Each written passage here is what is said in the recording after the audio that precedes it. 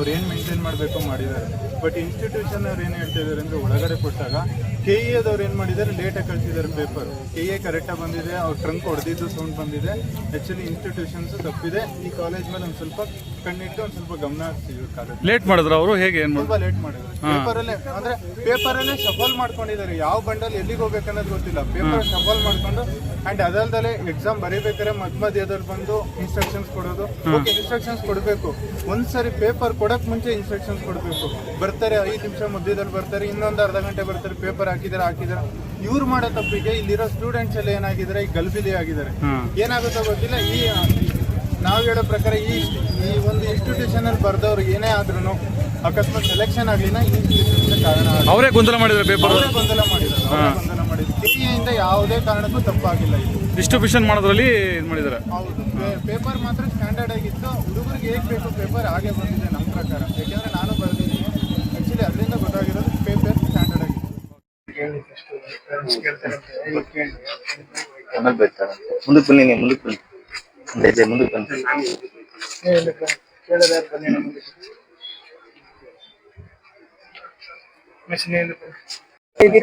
ಬಾಲಕಿಯರ ಸರ್ಕಾರಿ ಪದವಿ ಶಾಲೆ, ಗಂಧದ ಕೋಟೆ.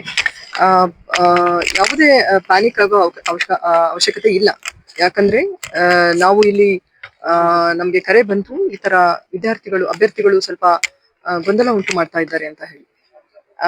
ಅಲ್ಲಿ ಏನಾಗಿದೆ, ಕ್ವಶನ್ ಪೇಪರ್ ಅಲ್ಲಿ ಕ್ರಮ ಸಂಖ್ಯೆ ಅಂತ ಇರ್ತದೆ.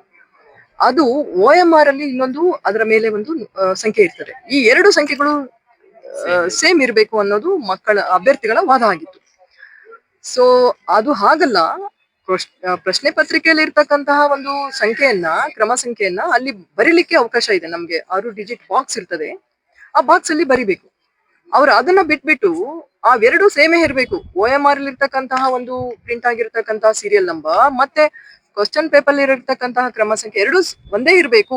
ಕೆಲವರಿಗೆಲ್ಲ ಒಂದು ಇದೆ ನೋಡಿ, ಕೆಲವರಿಗೆ ಇರಬಹುದು, ಕೆಲವರಿಗೆ ಇಲ್ದೇನೆ ಇರಬಹುದು. ಅದು ಮುಖ್ಯ ಅಲ್ಲ. ಪ್ರಶ್ನೆ ಪತ್ರಿಕೆಯಲ್ಲಿ ಇರ್ತಕ್ಕಂತಹ ಕ್ರಮ ಸಂಖ್ಯೆಯನ್ನ OMR ಶೀಟ್ ಅಲ್ಲಿ ಬಾಕ್ಸ್ ಇರ್ತದೆ. ಪ್ರಶ್ನೆ ಪತ್ರಿಕೆ ಕ್ರಮ ಸಂಖ್ಯೆಯನ್ನ ನೀವು ತುಂಬಿ ಅಂತ ಒಂದು ಇರ್ತದೆ.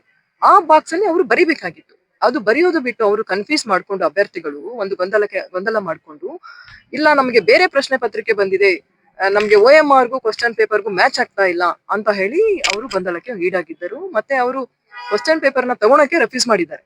ಸೊ ನಮ್ಮ ಇನ್ವಿಜಿಲೇಟರ್ಸ್ ಹೇಳಿದ್ದಾರೆ, ನಮ್ಮ ಅಸಿಸ್ಟೆಂಟ್ ಕಮಿಷನರ್, ADC ಅವರು ಮತ್ತೆ ಎಲ್ಲರೂ ತಿಳಿ ಹೇಳಿದ್ರು ಸಹ ಯಾರು ಕೇಳಿಲ್ಲ. ಸೊ ಈಗ ನಾವು ಬಂದು ವಿಸಿಟ್ ಮಾಡಿದ್ದೇವೆ, ಅವ್ರಿಗೆ ಅಭ್ಯರ್ಥಿಗಳಿಗೆ ಮನವರಿಕೆ ಮಾಡಿದ್ದೇವೆ. ಆ ತರ ನಿಯಮ ಇಲ್ಲ.